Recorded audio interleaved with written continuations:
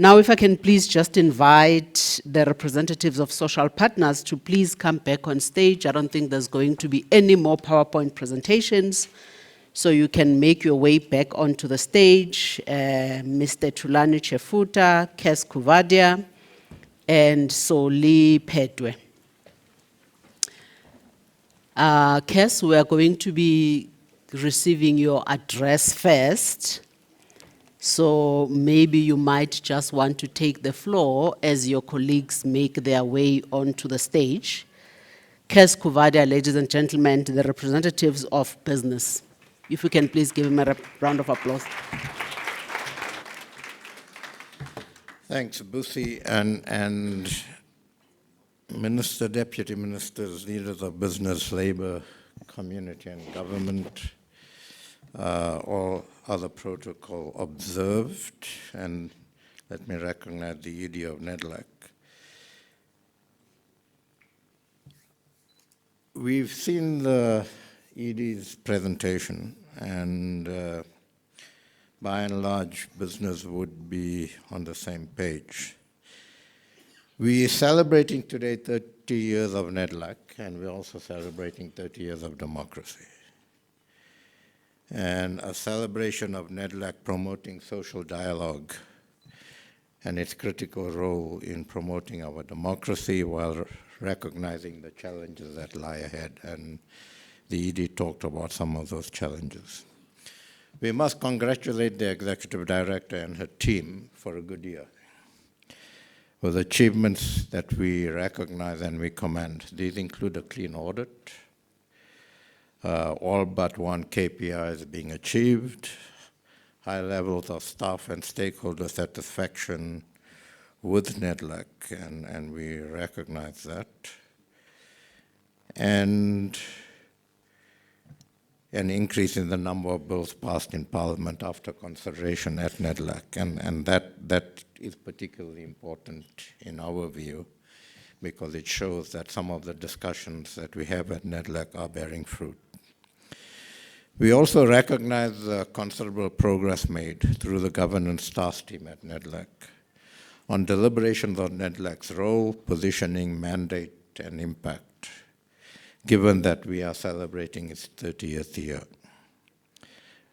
We believe that this should have been done earlier, but after 30 years, to look at NEDLAC's role and to look at its relevance, to look at its positioning, we believe is critical.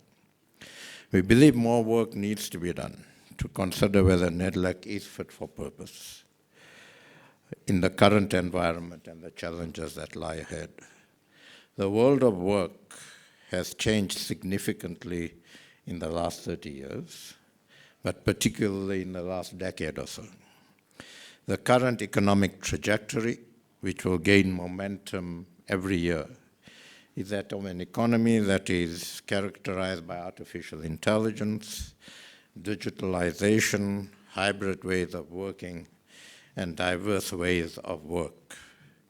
These are significant changes, and NEDLAC needs to seriously discuss how it remains relevant in that environment and what it needs to discuss and what it needs to do.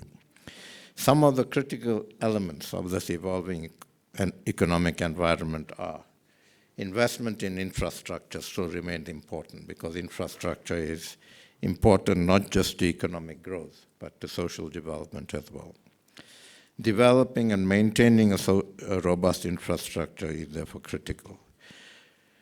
Second element, demand-led human capital development, including how we educate children at schools, including healthcare and public health initiatives, including job training and vocational programs, entrepreneurship support, and adult education and lifelong learning.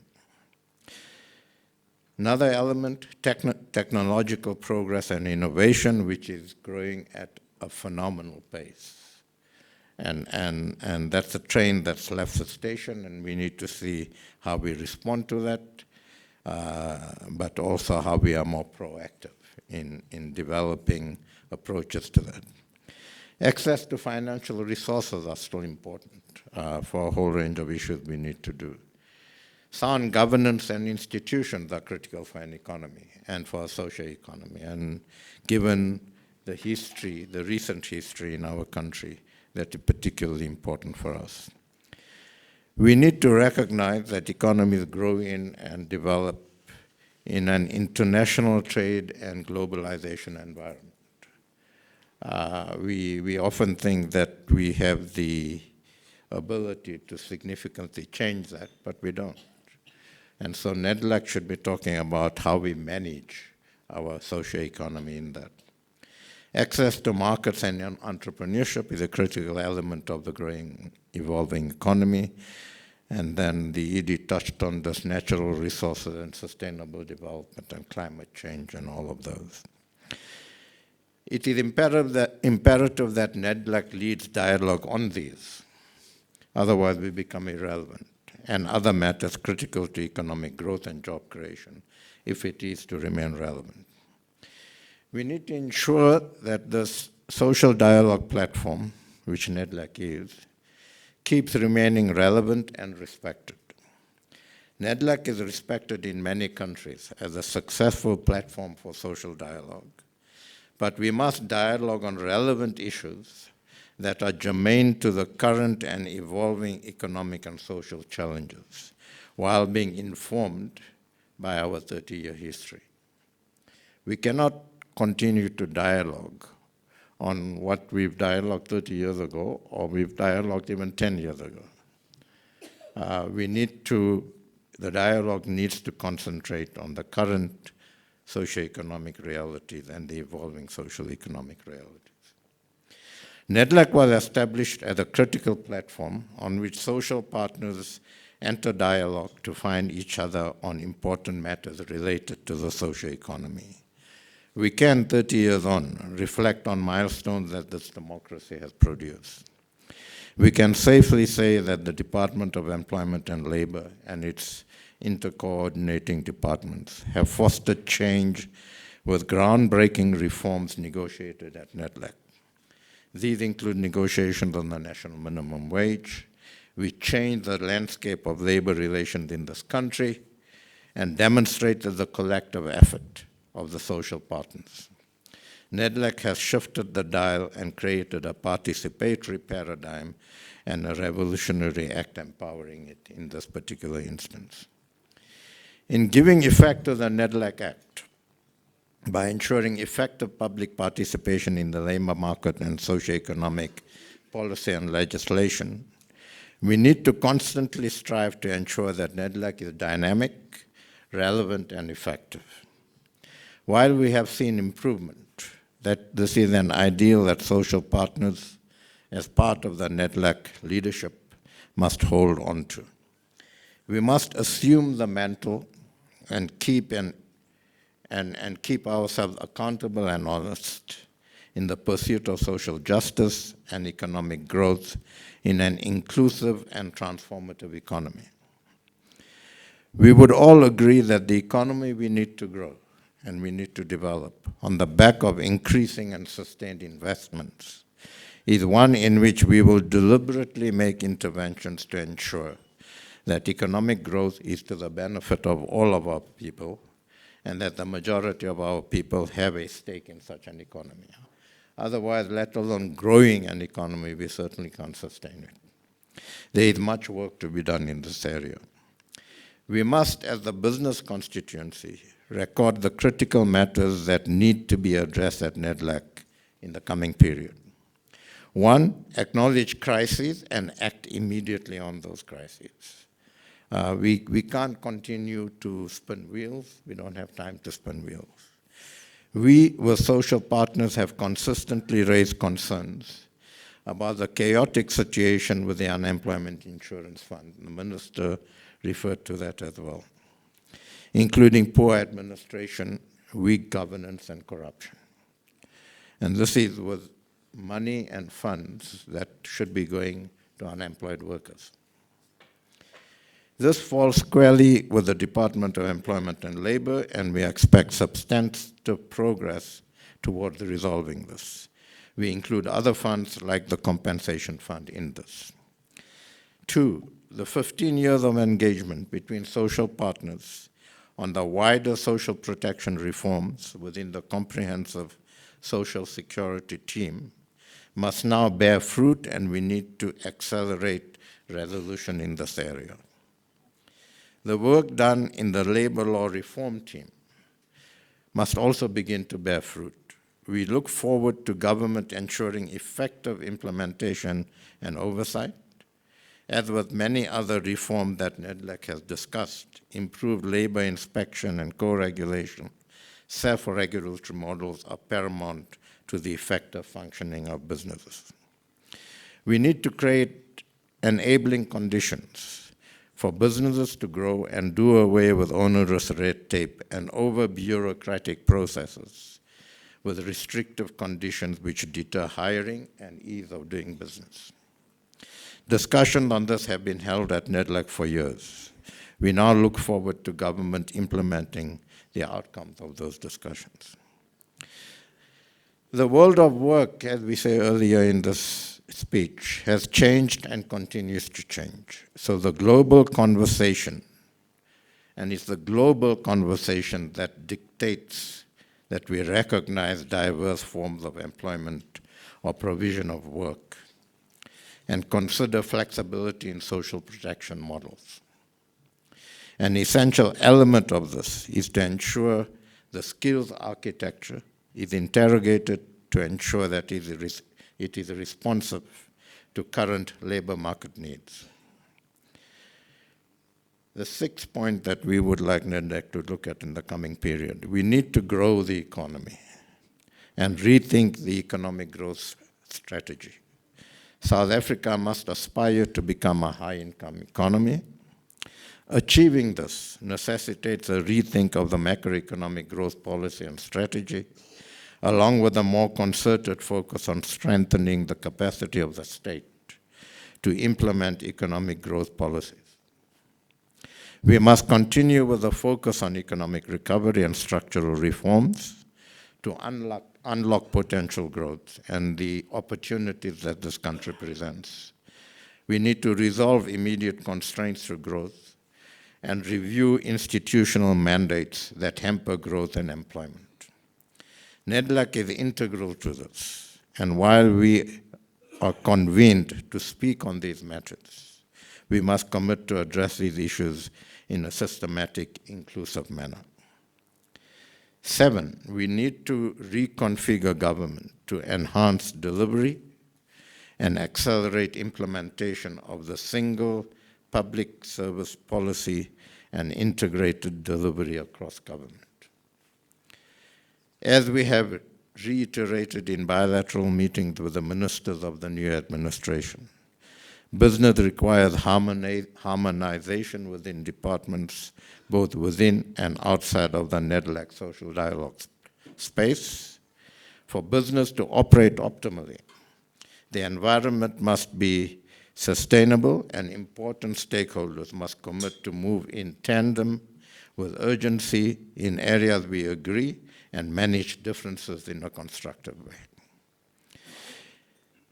The last issue that we would want to raise that NEDLAC needs to deal with in the coming period. As we accelerate infrastructure development, we need to implement the NIP 2050 commitments to strengthening leadership, accountability, technical capability, and relevant institutional and market reforms.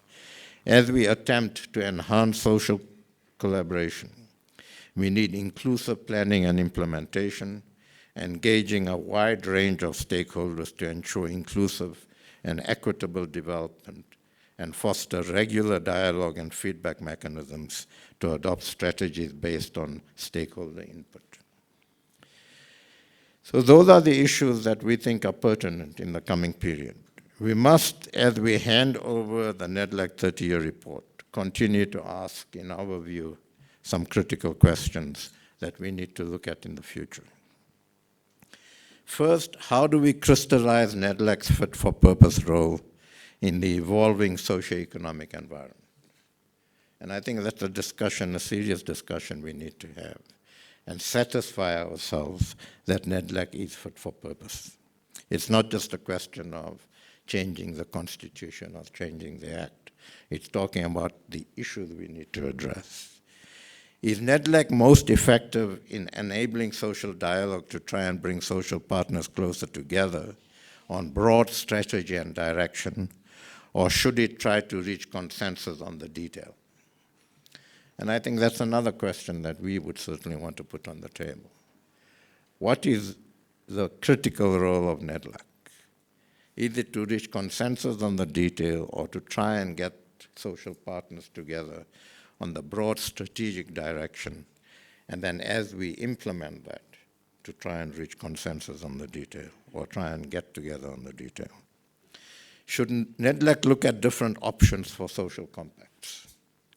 These could include bilateral and multilateral compacts, local issues-based compacts, and others.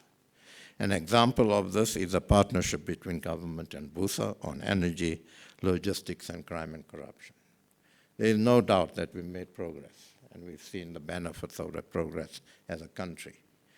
Instead of continuously trying to reach broad national social compacts, we tried in 2022 and didn't work. I remember that November 2022, I think we were on version 11 of a document to understand what social compacting is. And quite honestly, in our view, we spent a year doing that when we should have spent that year starting the government-business partnership. So I think these are critical questions that we need to ask. And finally, we need to ask whether NEDLAC is representative enough and represents the critical stakeholders in this country. So we put those questions on the table because we remain committed to NEDLAC. But we want to be committed to a NEDLAC that's relevant, that's credible, and that actually plays the critical role it should play in this country. We are convinced that social partners in NEDLAC must engage on the critical questions we raise above. We believe these are critical for NEDLAC's ongoing relevance and effectiveness. Most importantly, if we all agree on NEDLAC's critical role in the socioeconomic space, especially the requirement to table in NEDLAC for engagement all draft legislation with socioeconomic, in the socioeconomic, it is equally,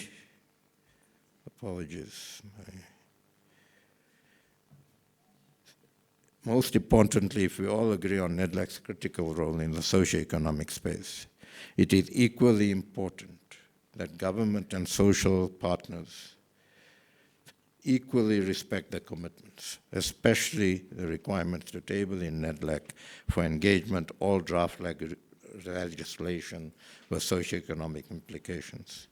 If we do all these things, NEDLAC will continue to be a shining example of effective social dialogue in the next 30 years.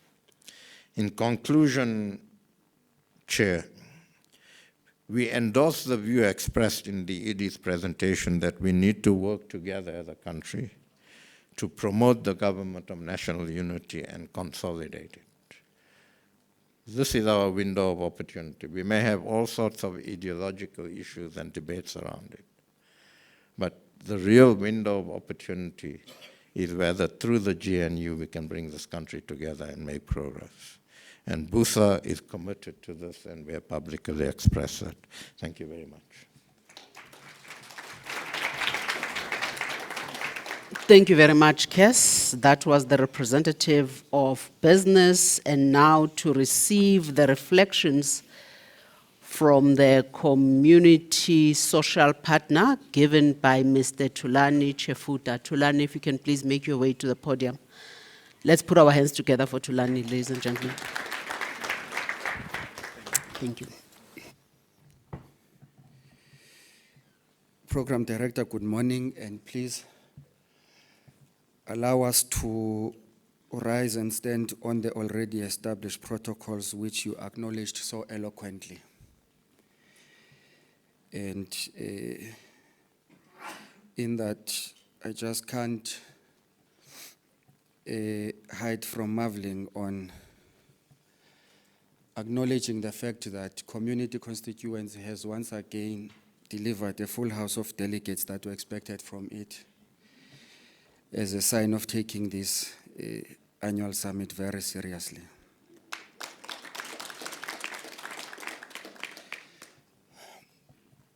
Colleagues,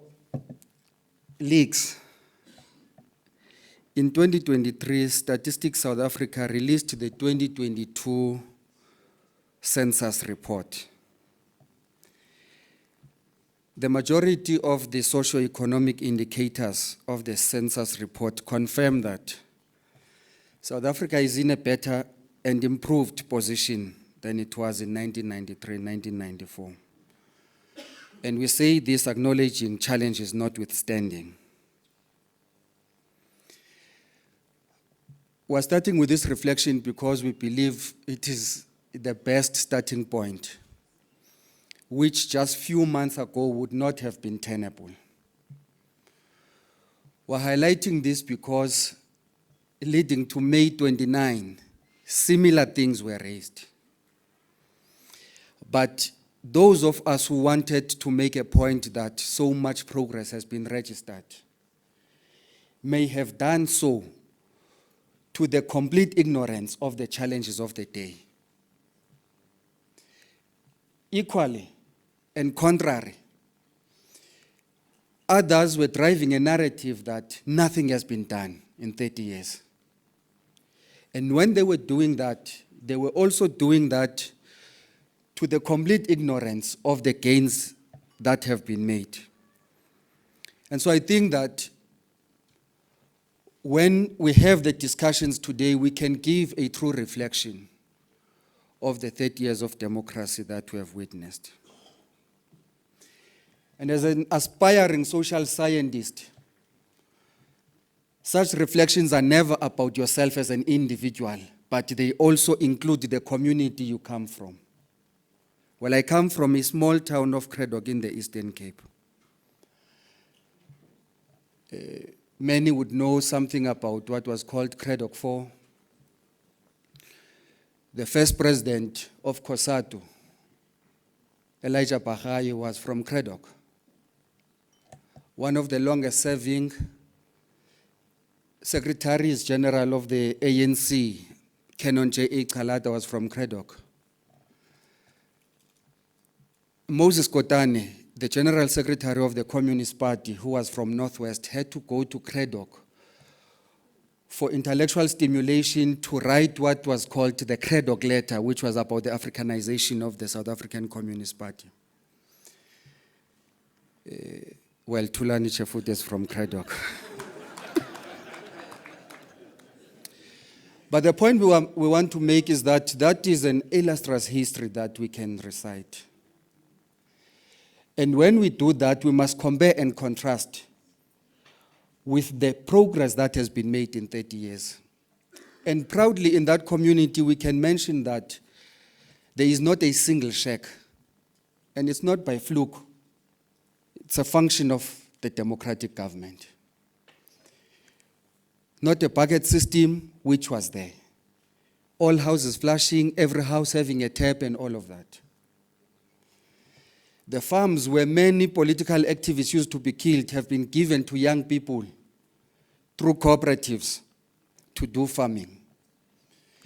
And that does not mean there are no challenges of the day. And so, when we reflect on the 30 years, the approach that was taken by NEDLAC was correct in suggesting what are the gains that have been made. And looking forward, what can be done differently and better.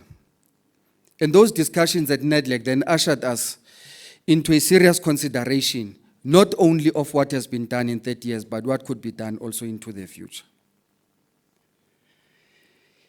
It is critical to acknowledge that the governance task team of NEDLAC concluded its long overdue work, as indicated by the executive director, that leading to the adoption of the revised constitution and the NEDLAC amendment bill. This has enabled streamlining and better functioning of NEDLAC governance structures. And this is a step in the right direction towards building a structure of NEDLAC that is fit for purpose, we want to argue. Otherwise, without this piece of work, the governance instruments of NEDLAC were hopelessly, you will conclude, outdated. It is commendable that NEDLAC has achieved 15 of the 16 set targets for the annual performance plan of the year that we are reviewing today. That translating into 93% annual performance, which is a 14% positive improvement, ED, from the 79% performance of the previous year. And this has been accompanied by the achievement of a clean audit.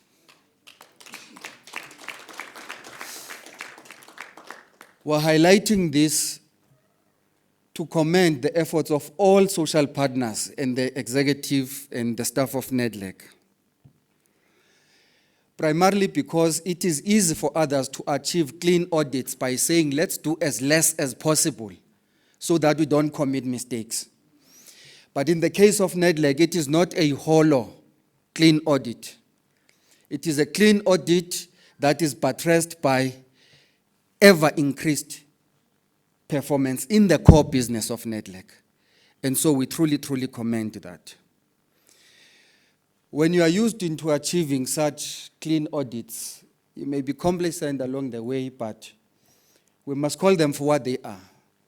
They argue a strong case of good governance, high levels of accountability, high performance, and even prudence in the management of the resources of the institution. And so, when all other considerations that business was challenging us to have about building NEDLAC as fit for purpose, that should be the building base that we must acknowledge moving forward. In the same period, the community constituency has been continuing with its endeavors of capacity building and repositioning its base as the broad representative voice of civil society in all our national platforms of social dialogue. The community constituency has been consistent in convening its annual policy school, which is a platform that combines all national organizations, a platform where we account about the work we do at NEDLAC as the leadership, a platform we use to solicit mandate, a platform we use to set the agenda of the issues we're going to advocate for in the platforms of NEDLAC. And that is something we do even reaching into provinces. In the course of the year, the community constituency meaningfully participated in various high-level engagements, including the support we received from the ILO to host our own capacity building workshop on just energy transition. Participated in the second Presidential Health Compact Summit, in the International Research Conference on Skills for Just Transition, Hemp and Cannabis Pakisa Action Lab, and we also hosted the AGOA Civil Society Forum and participated in the main AGOA Summit that was hosted by TTIC and the Government of the Republic of South Africa, end of last year.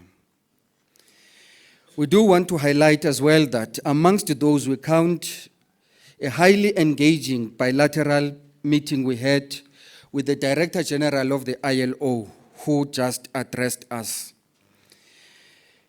And we use that to share notes on the work of civil society at NEDLAC and in the country as a whole, the previous and future areas of collaboration, possibly with the ILO. And from his side, the DG of the ILO was specifically interested in exploring the role that can be played by civil society towards the call he has been making for building a global coalition for social justice. As broadly mandated by structures of civil society, the community constituency remains committed to champion its advocacy of critical socio-economic and long-standing campaigns around education, skills development, economic growth, and inclusion, job creation, increased support for cooperatives and the informal sector, anti-poverty campaigns, the implementation of the national health insurance, and graduating the social relief of distress grant into full-blown basic income grant. Improving the delivery of basic services at a local government level, and the disciplined implementation of the Presidential Compact on social sector and the Health Compact. In light of the electoral outcomes of our 2024 national and provincial elections, South Africa has now emerged with a government of national unity. And we believe that the deliberations of the 2023 National Dialogue on Coalition Governments that was led by Deputy President Paul Mashatile must give us lessons on how we can build on those experiences in positioning the government of national unity to serve our people. And in that, we want to challenge NEDLAC and all its social partners that we must take interest in entrenching democracy through social dialogue and civic education. We also welcome the strategic issues that have been positioned as this priority program of the Government of National Unity through what is now called the Medium-Term Development Plan, focusing on driving inclusive growth, inclusive economic growth and job creation, reducing poverty and tackling high cost of living, and building a capable, ethical and developmental state. We believe that all endeavors towards driving an inclusive economic growth must place people at the center of that growth. Any growth endeavors that do not place people as active participants and beneficiaries, people will not identify with. The very same growth will be viewed as an insult to the people because it means nothing to them. And the placing of the people at the center of that inclusive economic growth must be inspired by the injunctions of the Freedom Charter that calls on people to share on the wealth of the country. When we do that, we must be mindful of the existing constraints that bind our economy. If addressed, can be immediately positioned as enablers and catalysts of attracting investments, promoting growth, and thereby leading to job creation. And we appreciate the fact that job creation is not only viewed as a sub-sect of economic growth in this context, because we know we have experiences of growth that has not led to job creation. So the focus and priority on job creation must have a life of its own. And that focus on job creation must be led, by example, by public employment programs. And in other platforms where I read, I know that the Minister of Employment and Labor and the DMs and the team have already made a commitment of an investment into sustaining the implementation of labor activation program, including the Presidential Youth Employment Initiative. That just on its own has what we call visible impact. You may not know the name of the Presidential Youth Employment Initiative if you ask a person.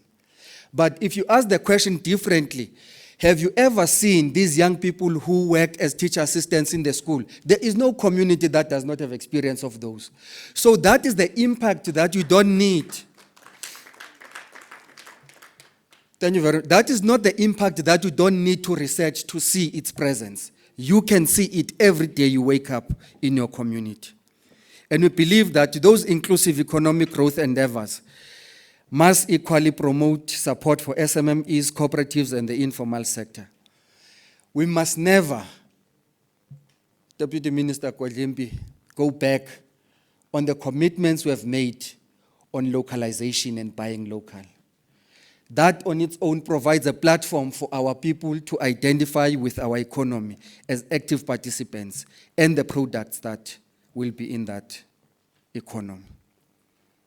Efforts towards reducing poverty and tackling high cost of living is a very welcome priority for us, because our experience is that every time we have made calls for increased social protection for the poorest of the poor, other social partners are the first ones to say, we cannot afford this, we cannot afford that. So all it means is that we cannot afford the people of South Africa. And unfortunately, we can't wish them away. We can't bury them alive. That is why this is of special importance to us, that we must appreciate that when all else is said and done, there are people who live in levels of poverty that you don't even need to read on papers, but you can see when you visit certain communities. And so support for food security must be one of our priorities in that regard. We must begin to change gear from food parcels into productive subsistence, small-scale production that will be sustainable for communities. We must, as we indicated, cushion the poor through comprehensive social security measures. And the priority on building a capable, ethical, and developmental state must be understood in its full context. That priority, if we read enough, Joseph, is not about the capacity of the bureaucracy. One of the embedded elements in that, Comrade Barnes, is about active citizenry, which active citizenry in our context is led by community constituents. It is active citizenry that does not come into the party to make demands, but to raise its hand to be counted as part of the solution in addressing the very same challenges that the communities are confronted with. The idea of a developmental state must inspire us to acknowledge the fact that some of the very same socio-economic challenges that we want to address today are as a result of the state. There is no one who woke up and decided, I want to go and stay at Kwasisilane ezilalini zasemampondweni. They were forced out. That was the function of the state. There is no one who ever decided that we want to go and stay in far-flung areas, very far from the centers of economic activity, such that we spend all our money on transport. That was the function of the state. And therefore, the state must have an active role in undoing that which it has done. And note me, politically, I'm not saying government, I'm saying the state. And so, conceptually then, the developmental state has to do things that under normal circumstances a state would not do. We raise all of these mindful of the fact that they are both ideological and epistemic differences and contestations about the concept of a developmental state. And as part of the core mandate of NEDLAC, we want to challenge us that we must rise to the occasion and lead the processes of the much needed national dialogue that is much talked about in our national discourse.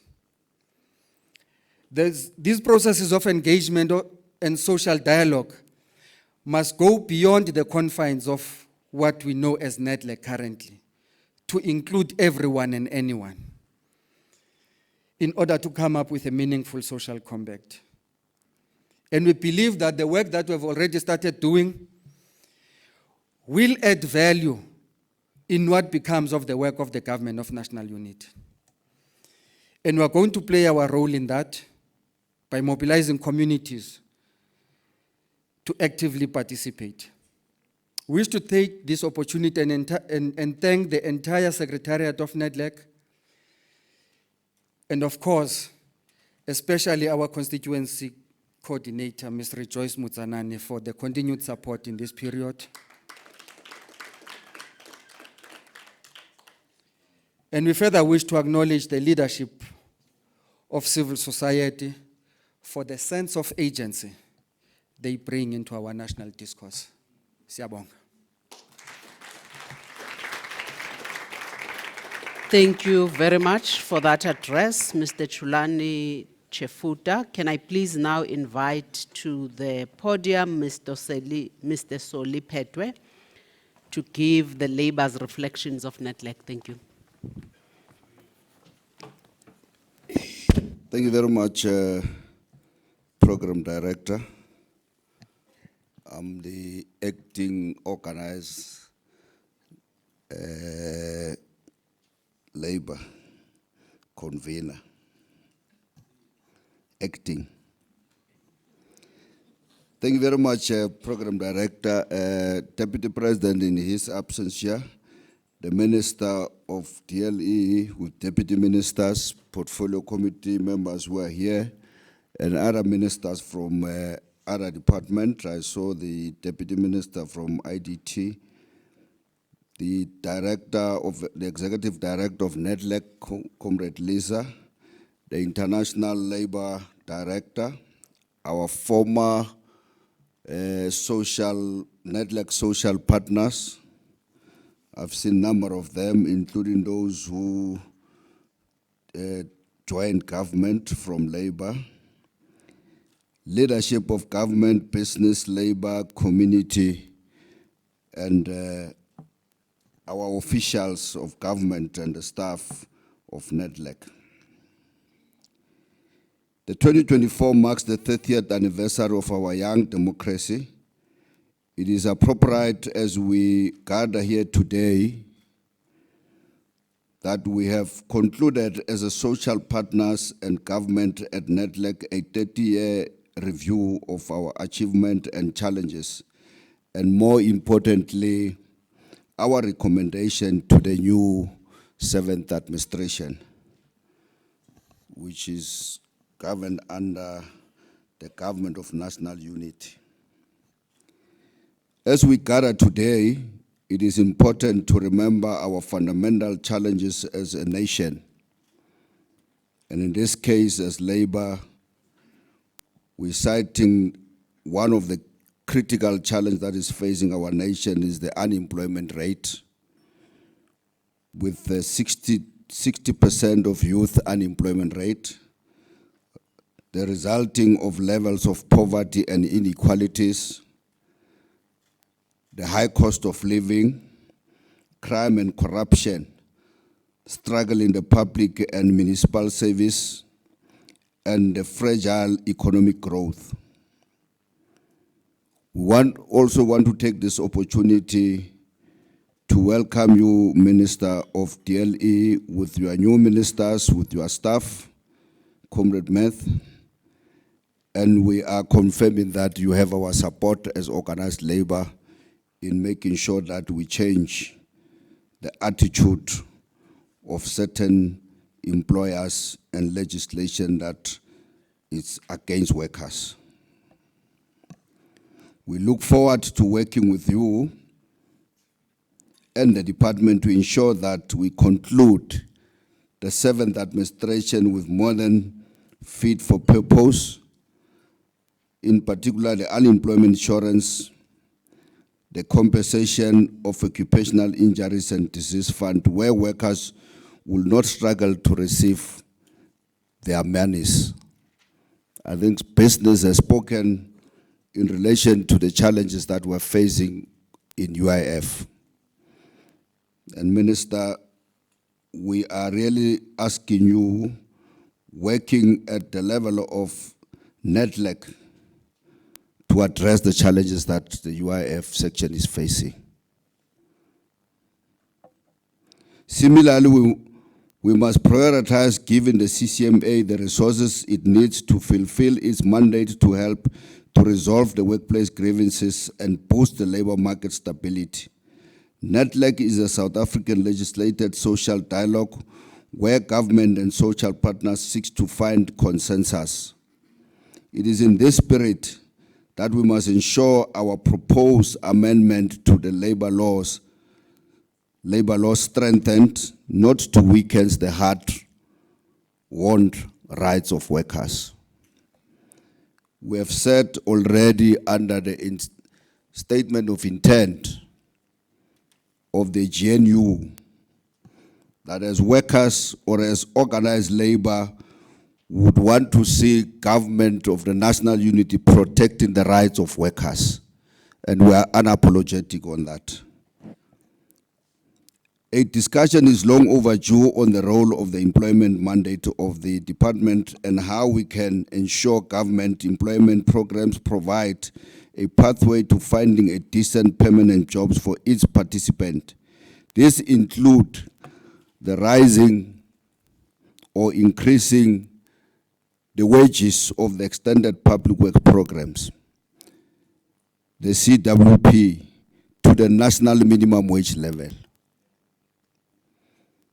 This is our call, which we are calling together jointly with the communities at the level of the National Minimum Wage Commission. Many critics have cautioned the relevance of NEDLAC, yet it is here where the ESCOM social compact was finalized, giving the momentum for the debt relief package that today is helping ESCOM to shift its focus to maintenance and ending a load shedding. The new Minister of Transport has brought a renewed focus to rebuild Transnet and Metro Rail. We must reflect on how we can do more to support this process, as without an efficient rail network and ports, our economy will not take off. A close involvement is needed to ensure the new mining rights application system is fast-tracked to turn this critical industry around and stem the flood of the retrenchment. We have spoken, Minister, in our last engagement at NEDLAC about the challenges as organized labor that we're facing as we talk about the issue of the economic crisis, but we continue to receive Section 189, where workers are retrenched on a daily basis. We have also raised the issue at the level of government around the issue of the appointment of the business rescue. We are raising it. We think that this matter must also find an expression engagement executive director in NEDLAC, because the business rescue, they are appointed through the amendment, through the Companies Act. They have no time frame. They run as they wish. I can give example about Lily Mine. Lily Mine has been under business rescue for 8 years. Optimum and Fontaine has been under business rescue for almost about 7 years. Today, Post Office was put under business rescue, is about to be liquidated. They don't care about the challenges of the economic crisis that we're facing in this country. It is on that basis we think that this matter of the business rescue, Deputy Minister from DTI must find an expression in engagement of government in relation to that matter. A frank discussion is needed on agent plan to turn local government around.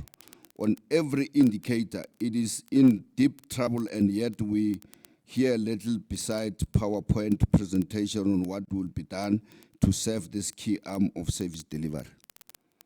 Municipalities are facing serious challenges.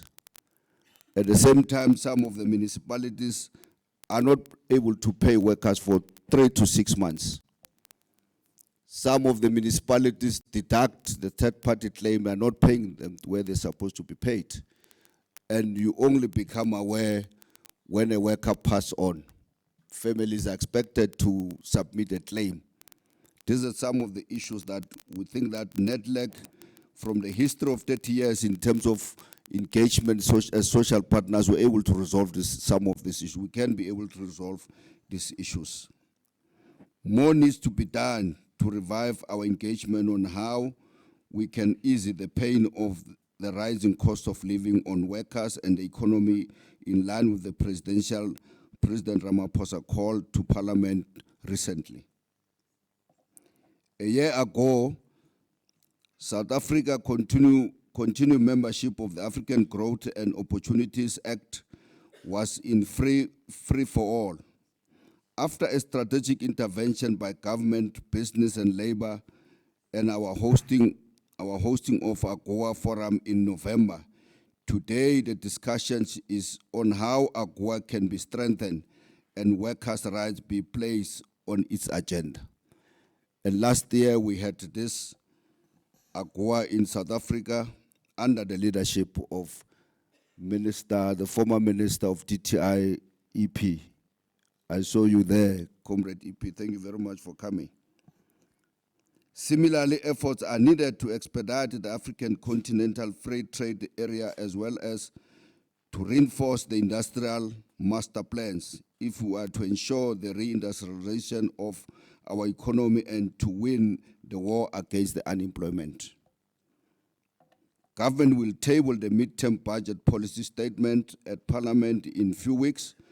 Whilst our engagement with Treasury on the budget are important, we need to elevate them to yield more meaningful interaction and to ensure the budget stimulates the economy, create jobs and capacitate the state. We are pleased that from the 1st of September, Labour struggled to reform our pensions and ensure workers' needs occupy the center of this debate have finally begun.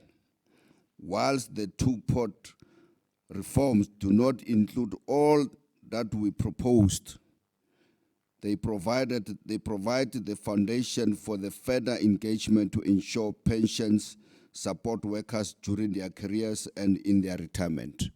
We're very happy, Comrade, and very happy, Minister, and with your team and social partners that today workers are able to withdraw part of their money from their own pension fund whilst they're still alive.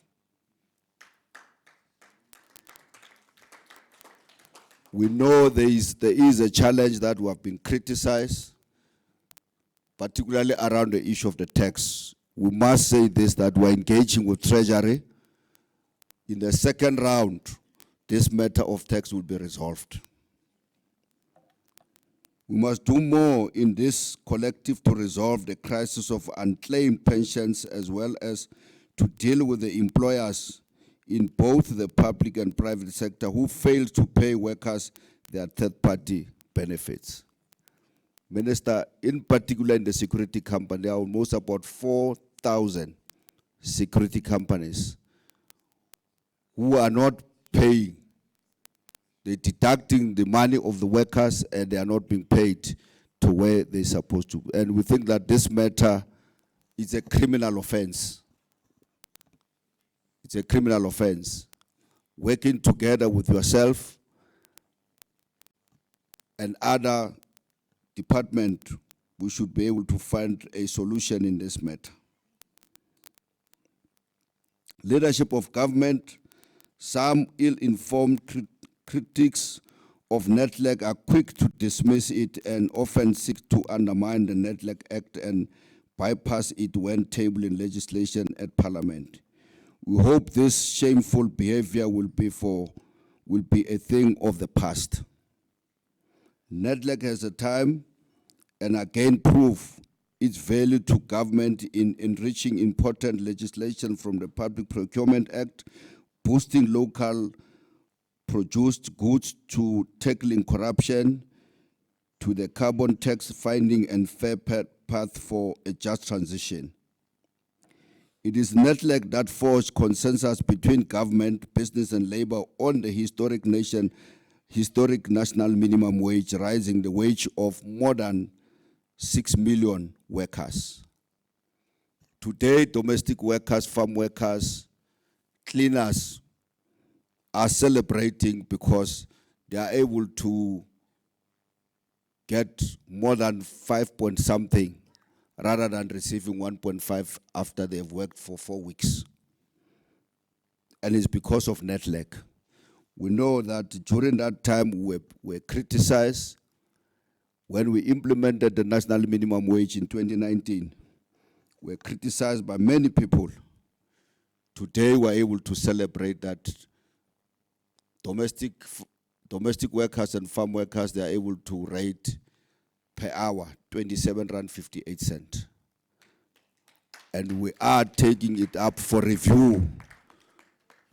Comrade Mukhalip, this is the time for review. We're coming as organized labor and community. We are coming for those ones. We'll be with them there.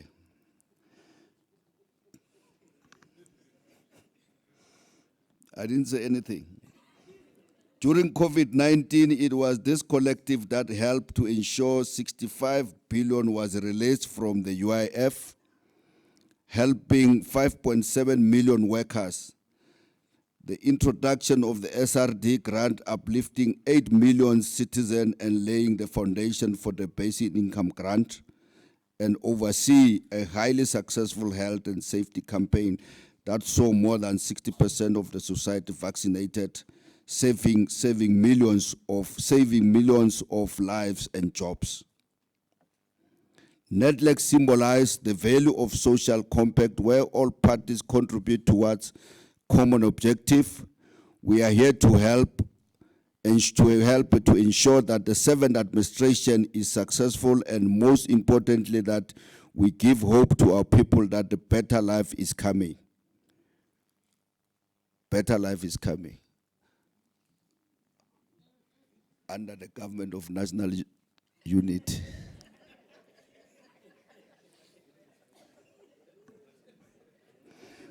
We hope that we will continue to provide us with the, I'm sorry. As I conclude, allow us to pay a special tribute to two of our comrades here today, our former overall conveners, organized labor, Comrade Ephraim Patel and Begin Jalinjal.